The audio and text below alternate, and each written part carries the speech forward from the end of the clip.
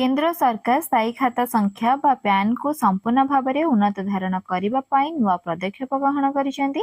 Pan card रो सुरक्षा और यह संबंधित स्थायी समाधान पर नुआ योजना पैन 2.0 योजनार शुभारंभ करा जिवो। एही योजना को केंद्र कैबिनेट मंजूरी मिली।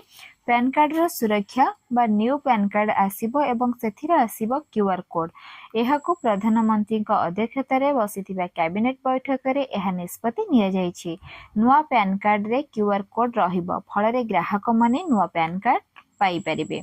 पैन कार्ड रो 2.0 केंद्र सरकार मंजूरी प्रदान करिसेंती।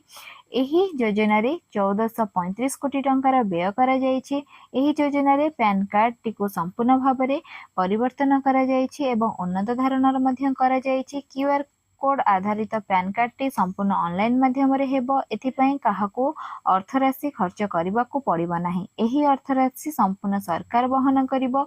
एही प्रक्रिया रे व्यक्तिंगर पैन नंबर टी बदलिबो नाही। एही पदक्षेप द्वारा पैन कार्ड टी संपूर्ण सुरक्षित रहिबो।